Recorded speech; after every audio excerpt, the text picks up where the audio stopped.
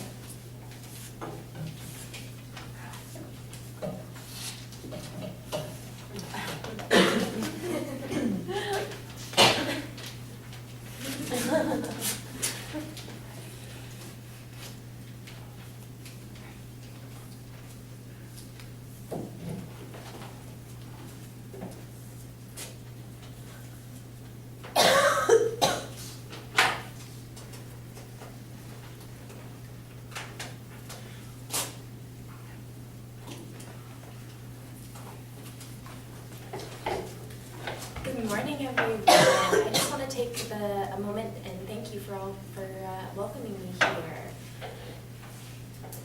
My presentation today will be about medical interpreting services.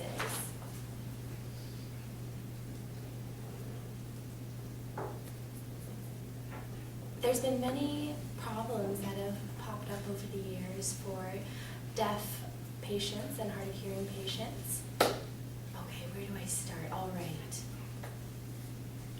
I've received a few complaints from members of the deaf community regarding hospital administration and the lack of communication, clear communication.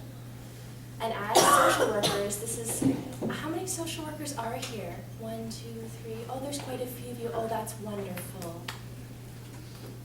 It's really important that deaf, blind people, hard of hearing people are with a social worker and you usually are in a hospital setting, and this is great to get more schema on the topic.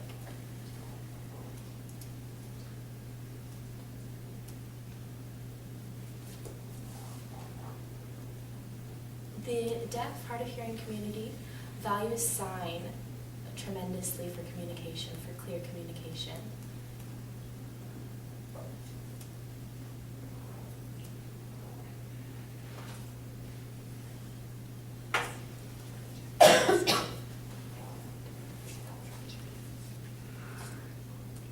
There's a Supreme Court case on the website about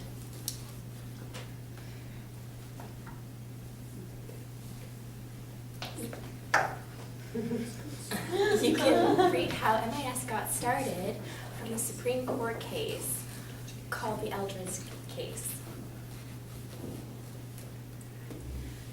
In 1997 is when the court decided that medical interpreting services was essential for communicating for both healthcare professionals and the deaf community.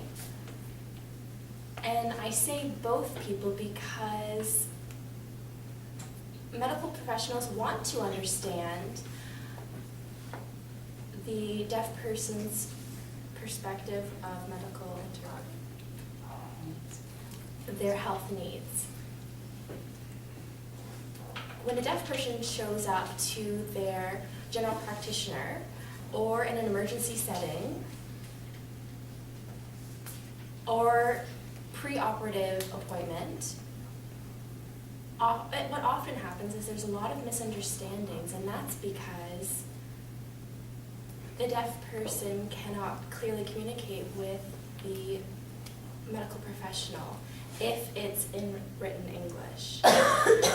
English could be a second or a third language. And would writing in English be clear? No, not at all. There's so many miscommunications and frustrations around that. Another example would be to bring in a family member to interpret the conversation. However, that doesn't turn into a very successful meeting because the family member may only speak briefly on topics that relate to the deaf person's health and not go fully in depth as a professional interpreter would. Perhaps the family member's skill level isn't up to par, and they only know basic signs. Survival ASL, as it were. Perhaps the doctor would be speaking for quite a long time, and the deaf person would be wondering, what is the doctor saying? And the family member would not be able to completely convey that message. And that's one of the reasons that medical interpreting services was established, for clear communication between the two participants. Now, MIS.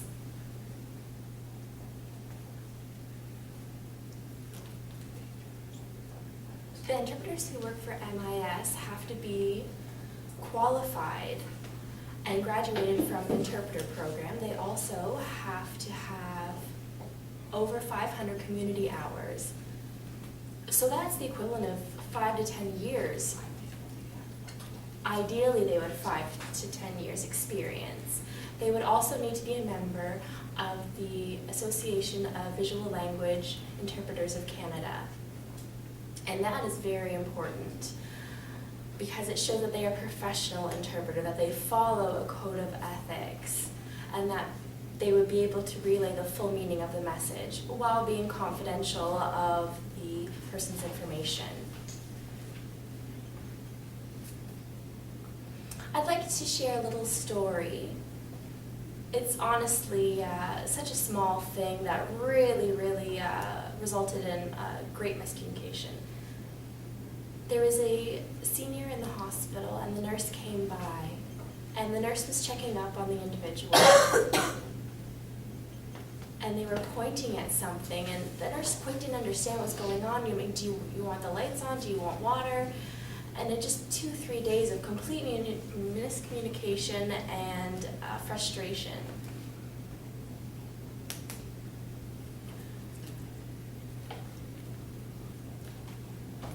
Oh, and a friend came to the hospital to visit and was chatting with the patient. And the deaf senior was telling their friend that their feet were so cold, and that was it.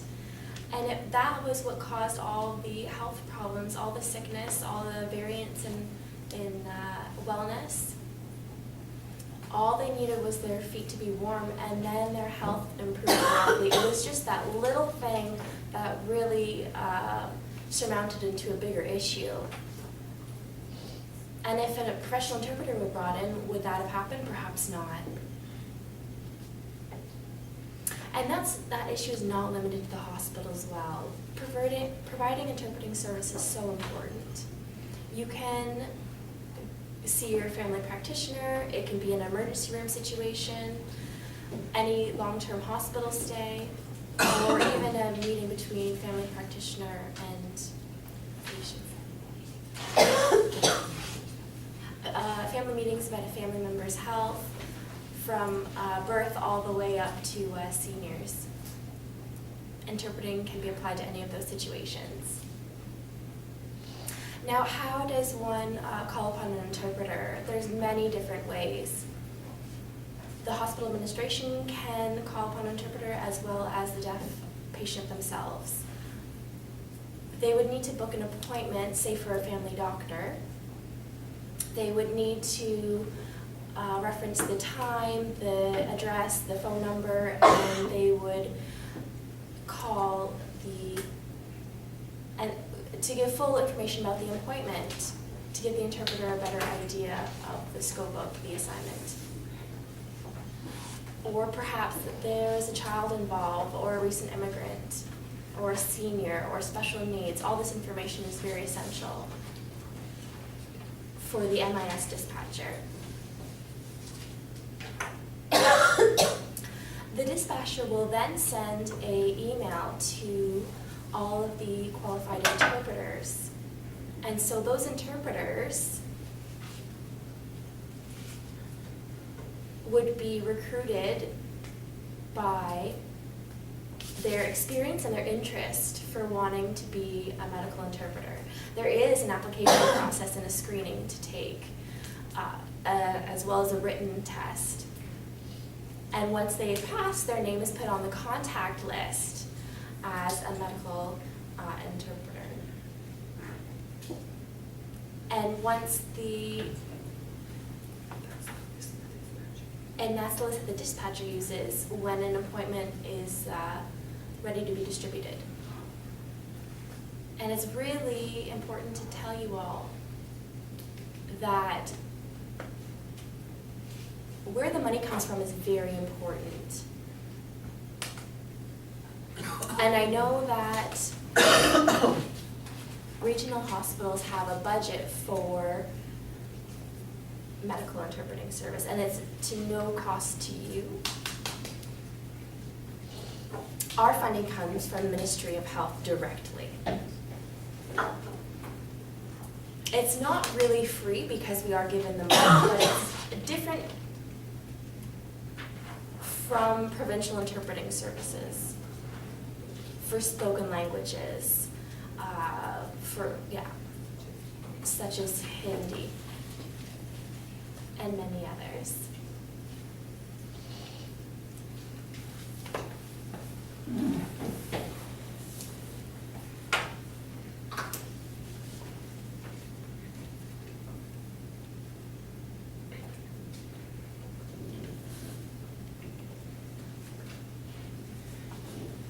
So provincial interpreter services is different from MIS because MIS only does service within the hospital.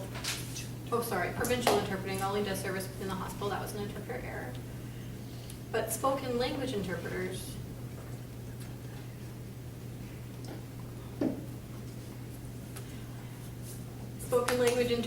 within the hospital have money from the province that's used to pay for the cost of it. For medical interpreter services, we're allotted money from the government so that we can provide those services for free in every medical setting possible.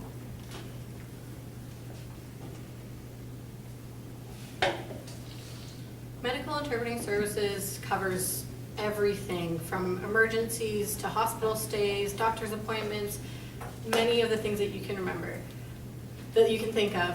Requests from the community as well as requests from the hospital themselves. Doctor's offices can call, anybody can call.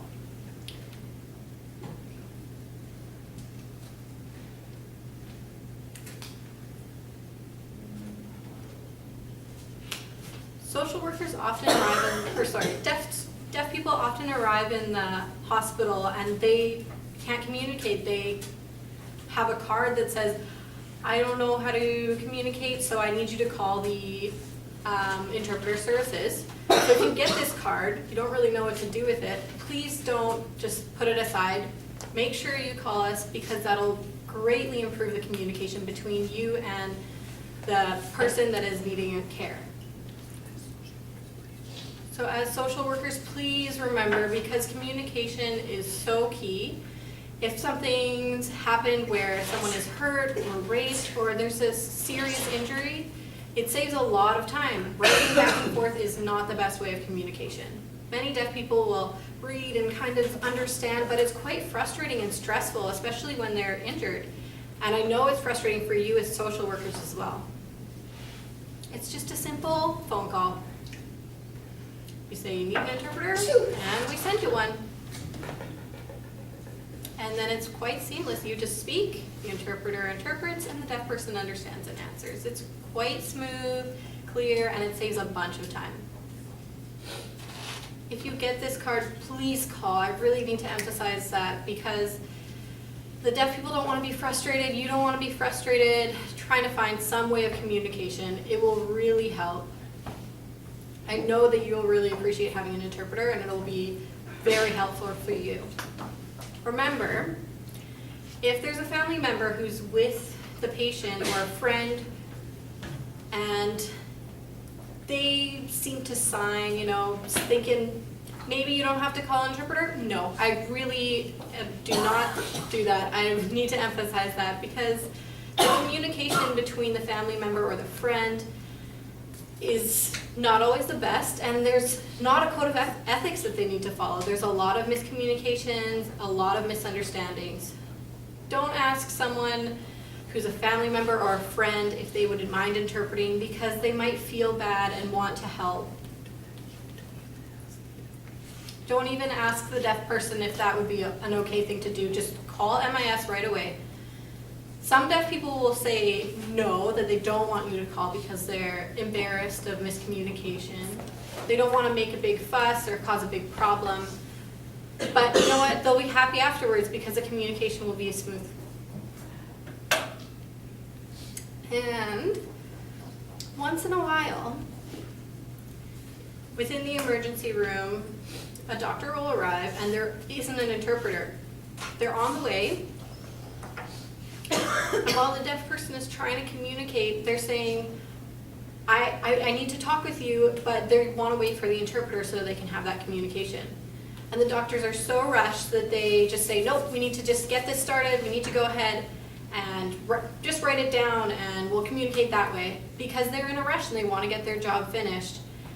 And that is not good for the deaf consumer. They're not satisfied with this written note in their second language where they don't understand.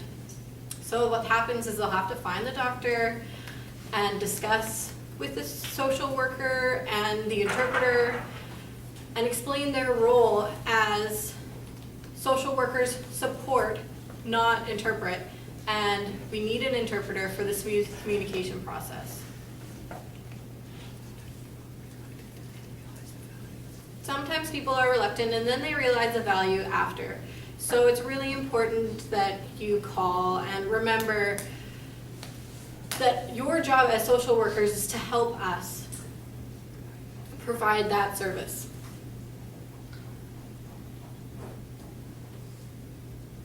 Maybe you're wondering about if there's a baby who's born who's quite young and the delivery of that baby and how that would happen if you would need a medical service interpreter.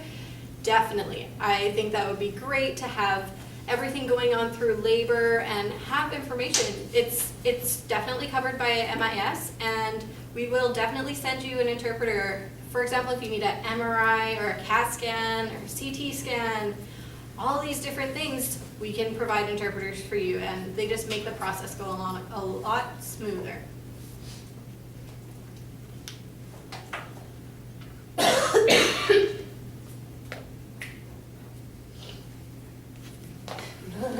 Often, you guys will assume that you just phone and a magic interpreter just shows up there. And, you know, I wish that would happen, but we can't quite teleport and just show up there to interpret. I wish we could, but that's just not the case.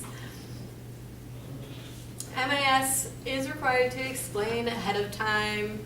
We need an explanation ahead of time so that we can communicate with them in advance notice. You can't call at the last minute and expect us to just teleport there instantly for you if it's not an emergency.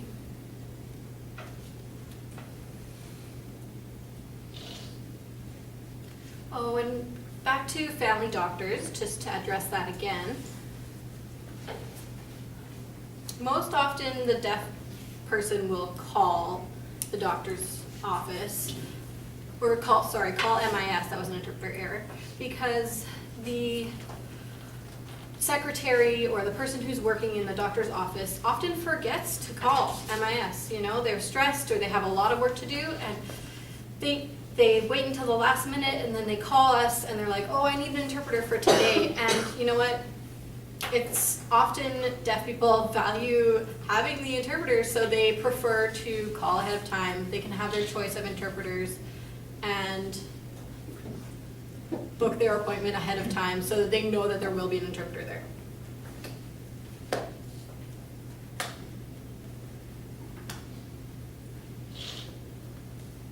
And then the deaf consumer can request interpreters for later on, for a week in advance or however in advance.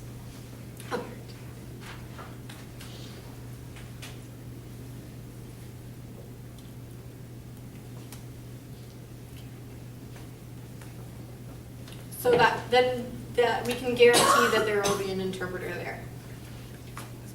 Because it wasn't a last minute call because someone forgot or postponed calling.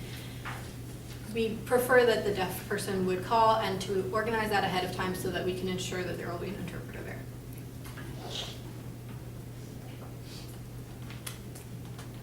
I also just wanted to let you know that we do have on-call interpreters that are after hours from 8 at night until 4 in the morning, Monday to Friday. Oh, sorry, daytime hours. Interpreter error, Monday to Friday, 8 to 4. After hours, for example, if there's an emergency, from 6 p.m. all the way until 6 in the morning,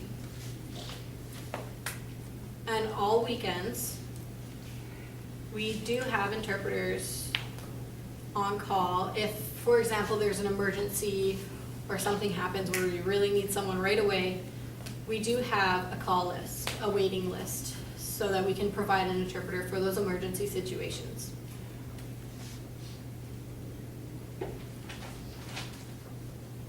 During the day, for a weekday, Monday to Friday, they aren't really on call. More so, you need to talk to them in advance. There's a process that we need to go through so that we can get the right information from you.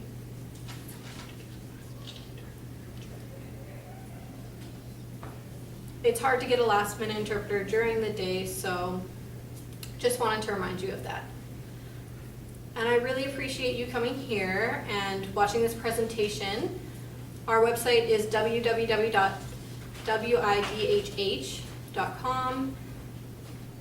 and it's the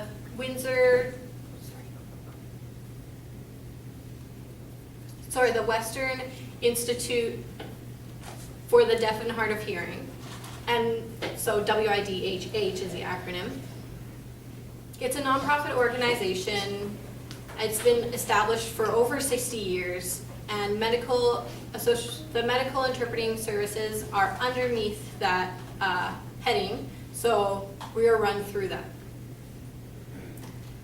So if you look at the website, you'll be able to find the number, and you can call and have an explanation of how you need to request an interpreter. If you have a complaint about MIS or something that you want to discuss, feel free to contact us through that. So I'm really grateful, and thank you for listening.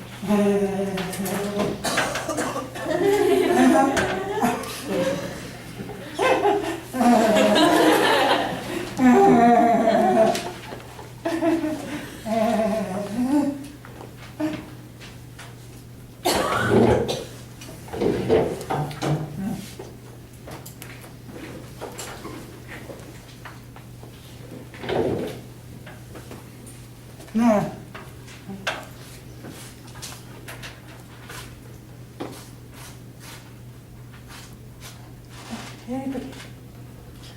No.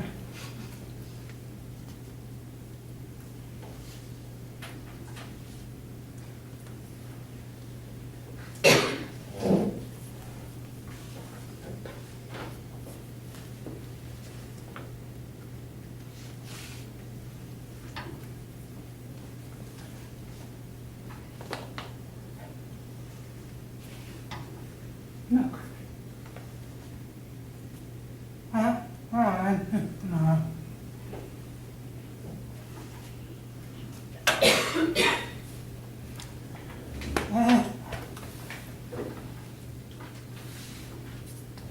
Thank you.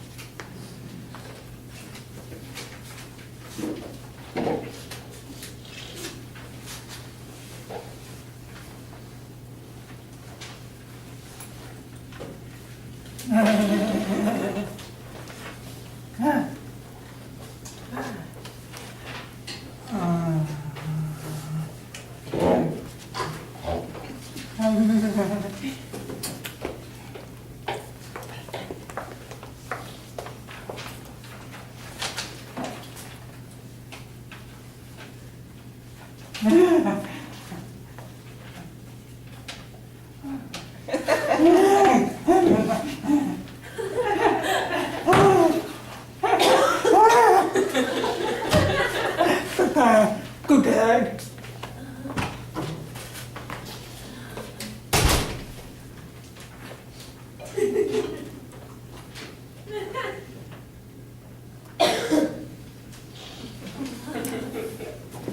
Okay, so we'll use English.